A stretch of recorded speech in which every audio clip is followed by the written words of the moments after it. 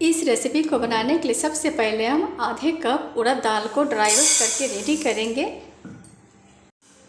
Low to medium flame के ऊपर इसे ड्राई रोस्ट करके रेडी करना है। 4 से 5 मिनट तक लो टू मीडियम फ्लेम के ऊपर रोस्ट करने के बाद अब ये रेडी हो चुका है। तो चलिए हम इसे प्लेट में डाल देते हैं और इसे अच्छी तरीके से ठंडा होने देते हैं। जब तक उड़द का दाल ठंडा हो रहा है तब तक हम पैन के अंदर डालेंगे 2.5 कप चावल का आटा,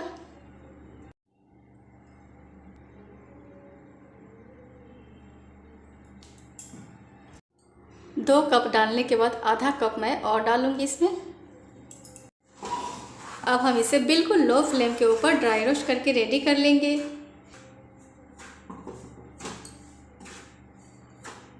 7 से 8 मिनट तक बिल्कुल लो फ्लेम के ऊपर भूनने के बाद अब ये रेडी हो चुका है। तो चलिए हम गैस के फ्लेम को कर देते हैं ऑफ और इसे ठंडा होने देते हैं। जब तक चावल का आटा ठंडा हो रहा है तब तक हम उड़द के दाल को पीस कर रेडी कर लेते हैं। ये बिल्कुल अच्छी तरीके से ठंडा हो चुका है। तो चलिए हम इसे बिल्कुल बारीक फाइन पाउडर बनाकर रेडी कर लेते हैं।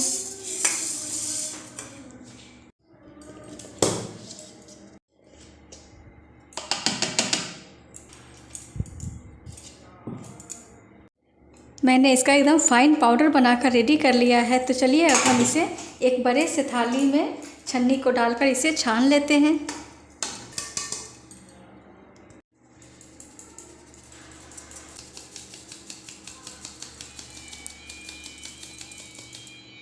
मैंने इसे छानकर रेडी कर लिया है। दाल को छानने के बाद अब हम जो चावल का आटा ड्राई रोस्ट करके रेडी किए थे हम उसे भी छान लेंगे।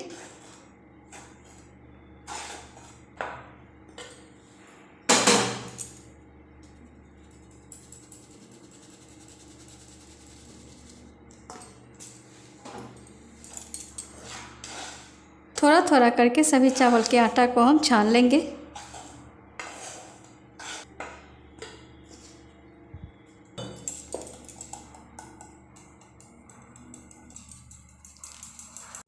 हाफ टी स्पून कलौंजी डालेंगे, मंगरेला,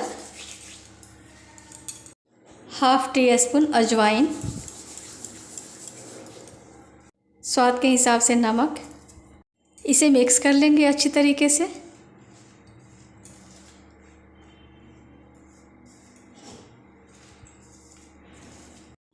चावल के आटा को अच्छी तरीके से मिक्स करने के बाद डालेंगे 1/4 कप देसी घी। इसे भी हम अच्छी तरीके से मिक्स करेंगे। मैंने इसमें घी का इस्तेमाल किया है, आप चाहें तो बटर का भी इस्तेमाल कर सकते हैं। मैंने इस आटे के अंदर अजवाइन और कलौंजी का इस्तेमाल किया है। आप चाहें तो सेसमी सीड जो होता है तिल, उसका भी इस्तेमाल कर सकते हैं। आपको जिस भी चीज़ का फ्लेवर ज़्यादा अच्छा लगे आप उसे ऐड कर सकते हैं। तो चलिए हम इसे अच्छी तरीके से मिक्स करके रेडी कर लेते हैं। मैंने इसे अच्छी तरीके से मिक्स करके रेडी कर लिया है। तो चलिए अब हम नॉर्मल पानी डालकर इसका डो लगाकर रेडी कर लेते हैं।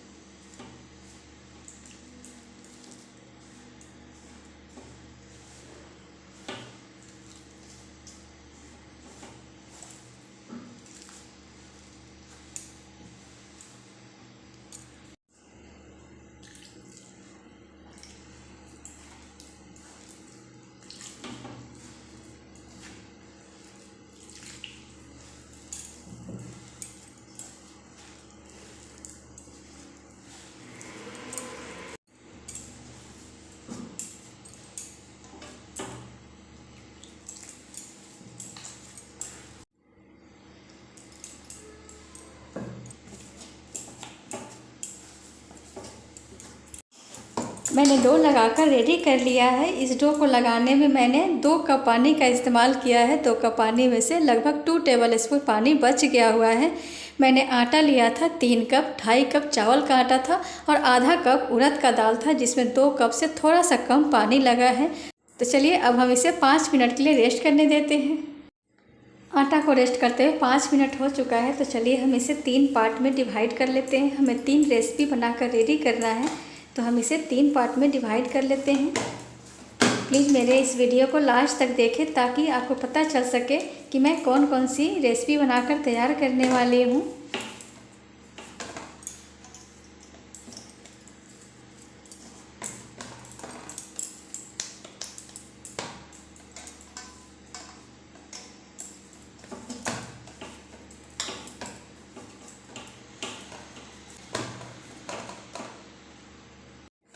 आटा की कंसिस्टेंसी आप देख सकते हैं, ना तो बहुत ज़्यादा सॉफ्ट है, ना तो बहुत ज़्यादा गीला है और ना ही बहुत ज़्यादा ये हार्ड है। नॉर्मल जैसे रोटी का आटा लगाते हैं उसी तरीके से लगाकर मैंने रेडी किया है। तो मैंने 3 पार्ट में इसे डिवाइड कर दिया है। अब हम एक पार्ट को लेंगे और इसके छोटे छोटे से बॉल बनाकर रेडी करेंगे।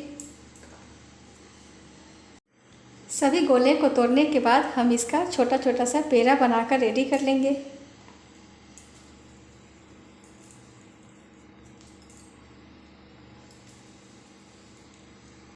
मैंने सभी आटे का पेड़ा बनाकर रेडी कर लिया है। तो हम एक पेड़ा एक प्लेटफॉर्म पर रखेंगे और इसे आप हल्के हाथों से दबाते हुए इसे पूरी के जैसा बनाकर रेडी कर लेंगे।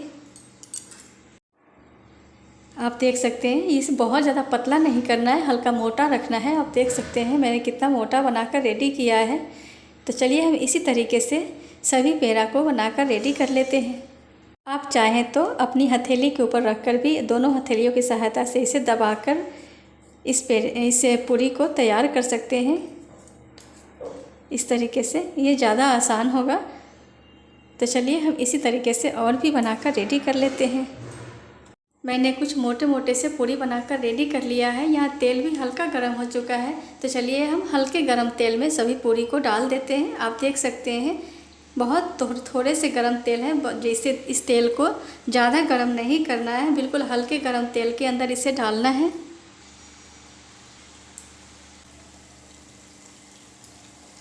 जब तक ये चावल की मठरी फ्राई होकर रेडी हो रही है तब तक हम बाकी के बचे हुए पेड़े का भी मठरी बनाकर पूरी बनाकर रेडी कर लेते हैं।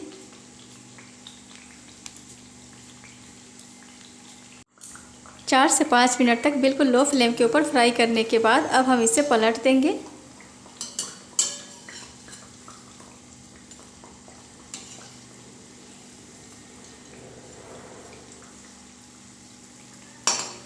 पलटने के बाद हम इसे दूसरे साइड से भी लो टू मीडियम फ्लेम के ऊपर क्रंची होने तक फ्राई करके रेडी कर लेंगे। बीच बीच में इसे अलट पलट करते रहना है ताकि चारों तरफ से ये इक्वली फ्राई होकर रेडी हो जाए। दोनों साइड से जब ये लाइट गोल्डन ब्राउन फ्राई हो जाए और ये क्रंची बनकर रेडी हो जाए तब हम इसे निकाल लेंगे।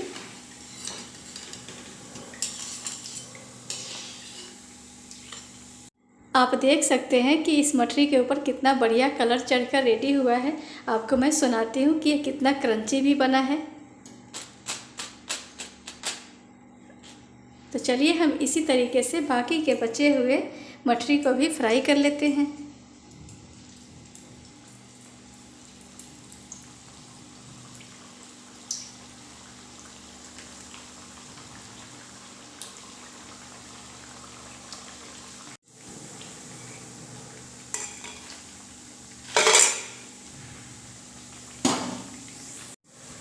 इस मठरी को भी हम लो टू मीडियम फ्लेम के ऊपर दोनों साइड से क्रंची होने तक, गोल्डन ब्राउन होने तक फ्राई करके रेडी कर लेंगे।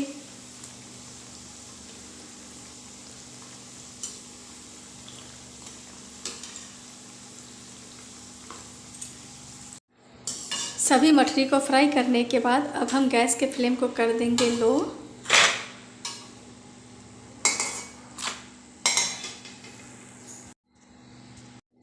इस तरह मैंने एक रेसिपी को बनाकर रेडी कर लिया है। तो चलिए दूसरी रेसिपी के लिए हम सबसे पहले इस सेवई मेकर को घी के साथ या ऑयल के साथ में ग्रीस कर लेंगे।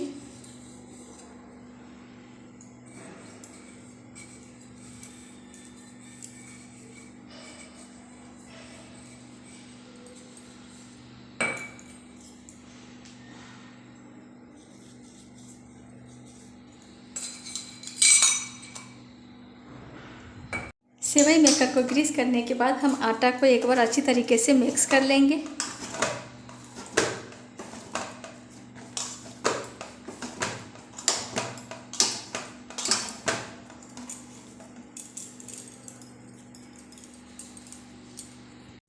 मिक्स करने के बाद हम इस आटे को इस सेवई मेकर के अंदर फिल करेंगे।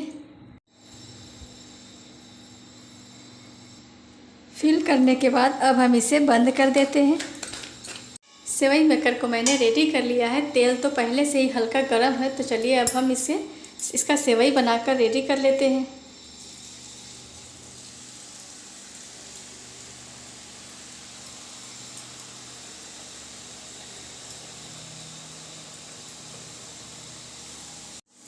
तीन से 4 मिनट तक लो टू मीडियम फ्लेम के ऊपर फ्राई करने के बाद हम इसे पलट देंगे।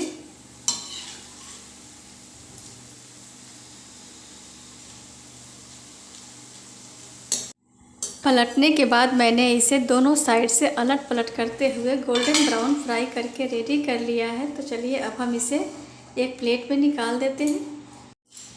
पलटने के बाद मैंने इसे अलट पलट करते हुए दोनों साइड से गोल्डन ब्राउन फ्राई करके रेडी कर लिया है। तो चलिए अब हम इसे एक छन्नी में डाल देते हैं, ताकि इसके अंदर जो भी एक्स्ट्रा ऑयल हो वो निकल कर कढ़ाई में चला जाए।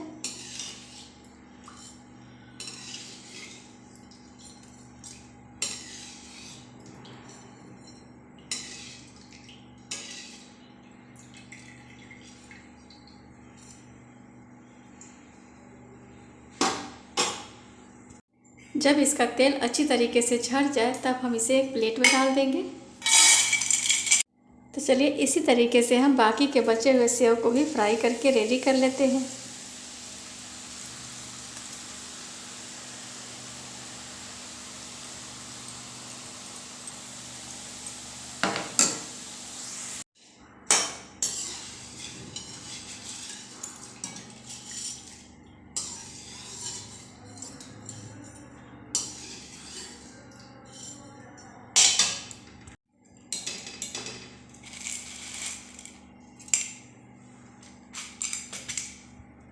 सभी नमकीन को फ्राई करने के बाद अब हम हाफ कप पीनट्स मूंगफली को फ्राई करके रेडी करेंगे।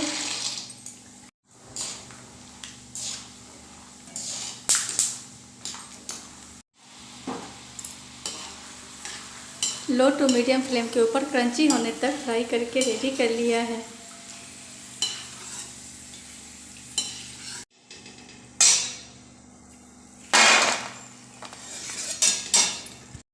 अब हम 2 मुट्ठी पोहा को फ्राई करके रेडी करेंगे।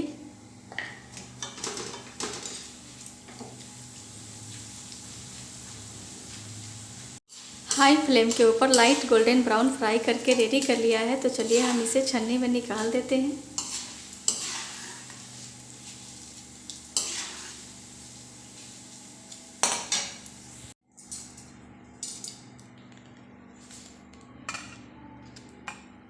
हम इस पोहे को एक पेपर के ऊपर निकाल देंगे, ताकि इसके अंदर जो भी एक्स्ट्रा ऑयल हो वो निकल जाए।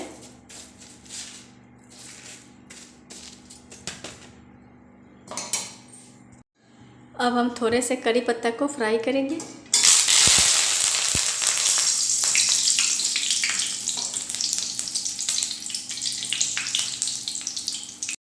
करी पत्ता को भी मैंने क्रंची होने तक फ्राई कर लिया है। करी पत्ता को डालते समय सावधानी से रहें। सभी चीज़ों को फ्राई करने के बाद अब हम इसे मिक्स कर लेंगे।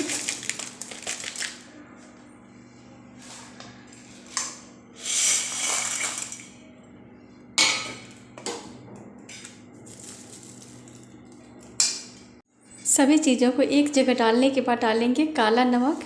आप इसकी जगह पे चाट मसाला का भी इस्तेमाल करते हैं, लाल मिर्च का भी इस्तेमाल कर सकते हैं, काली मिर्च का भी सभी चीज़ों को एक जगह डालने के बाद डालेंगे काला नमक। इसे अच्छी तरीके से हम मिक्स कर लेंगे। आप इसके अंदर काला नमक की जगह पे साधारण नमक भी डाल सकते हैं, चाट मसाला डाल सकते हैं, लाल मिर्च पाउडर, ब्लैक पेपर, काली मिर्च जो होती है वो भी डाल सकते हैं। मैं इसे बिल्कुल सिंपल तरीके से बना रही हूँ, ना मिर्चा डालूँगी ना किसी तरह का स्पाइस डालूँगी। सिंपल तरीके से मैं प्लेन बनाकर रेडी कर रही हूँ। तो चलिए हम बात करते करते इसे मिक्स करके रेडी कर लिए हुए हैं। अब हम इसे सर्व कर देते हैं।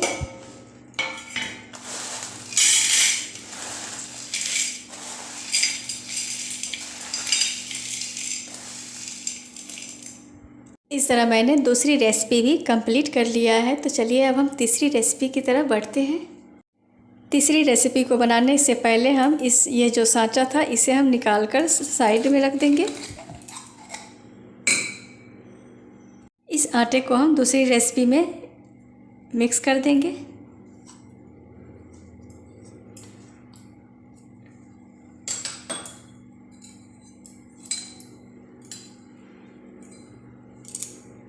तीसरी रेसिपी को बनाने के लिए हम इस सांचे को ग्रीस कर लेंगे।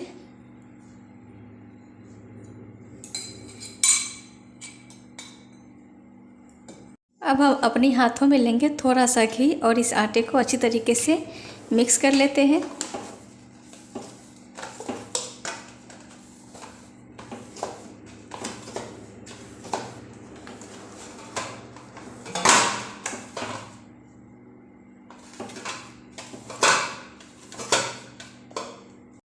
मिक्स करने के बाद हम इस डो को अब मोल्ड के अंदर, सेवई मेकर के अंदर भर के रेडी कर लेते हैं।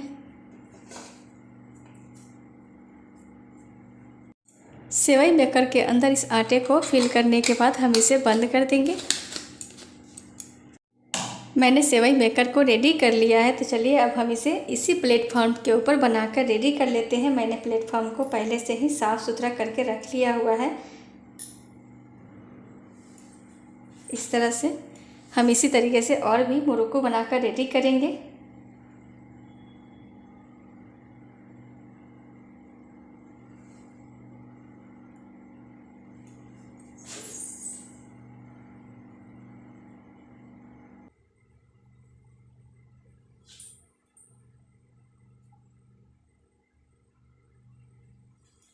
मैंने कुछ मुरुक्कू बनाकर रेडी कर लिया है।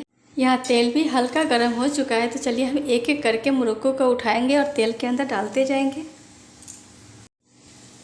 मुरुक्कू को उठाते समय हल्के हाथों से सावधानी के साथ में उठाएं, नहीं तो वो टूट जाएगा। 3 से 4 मिनट तक लो टू मीडियम फ्लेम के ऊपर फ्राई करने के बाद अब हम इसे पलट देंगे।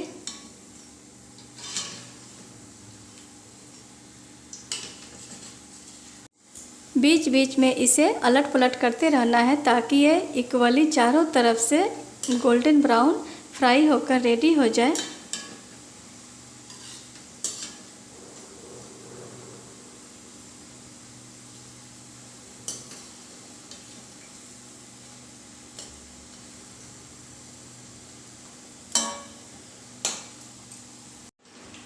लो टू मीडियम फ्लेम के ऊपर दोनों साइड से जब ये गोल्डन ब्राउन फ्राई होकर रेडी हो जाए तब हम इसे निकाल लेंगे।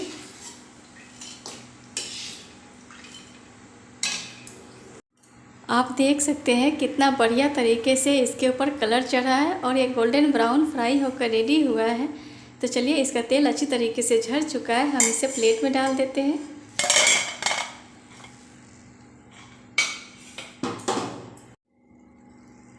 इसी तरीके से हम बाकी के बचे हुए मुरुक्कू को भी फ्राई करके रेडी कर लेंगे।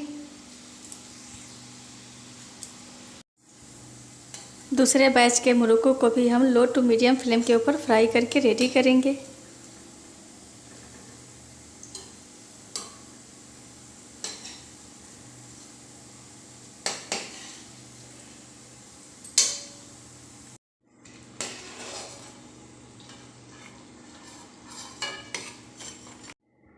सभी मुरुक्कू को फ्राई करने के बाद मैंने तीनों रेसिपी को एक साथ में सर्व कर दिया है। प्लीज़ इसे एक बार बना के ज़रूर ट्राई करें। मुझे पूरा विश्वास है आपको ये रेसिपी बहुत ज़्यादा पसंद आएगी।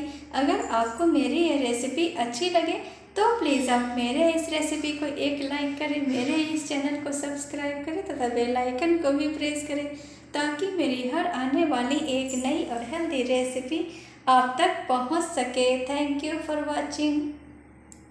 एक बार मैं इस तीनों रेसिपी को चेक करके बताती हूँ आपको कि तीनों रेसिपी आखिर बनी कैसी है। मैंने चकली जो बनाया है वो छोटा और बड़ा दोनों साइज़ का बनाया है। आपको जिस भी साइज़ का बनाना पसंद हो आप उस साइज़ का बनाकर तैयार कर सकते हैं।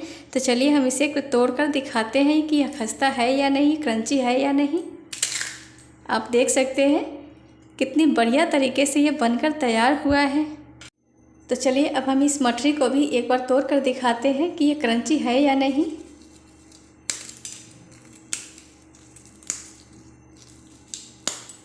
आप देख सकते हैं कितनी क्रंची, कितनी बढ़िया तरीके से फ्राई होकर रेडी हुई है। इसे फ्राई करते समय गैस का फ्लेम लो टू मीडियम रखना है और इसे अच्छी तरीके से क्रंची होने तक फ्राई करके रेडी करना है। ये लंबे समय तक बिल्कुल भी ख़राब नहीं होगा। तो चलिए अब हम तीसरी रेसिपी को चेक कर लेते हैं।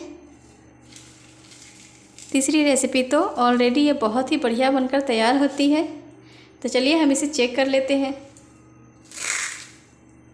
आप देख सकते हैं तो इस तरह से मैंने तीनों रेसिपी को सर्व कर दिया है। पर ये बहुत ही आसान है बनाना। एक बार में डो लगाओ और 3 तरीके का रेसिपी बनकर तैयार हो जाता है। बनाने में बिल्कुल आसान है, खाने में बिल्कुल डिफरेंट और टेस्टी और हेल्दी भी है। तो प्लीज़ इसे एक बार बना के ज़रूर ट्राई करेंगे।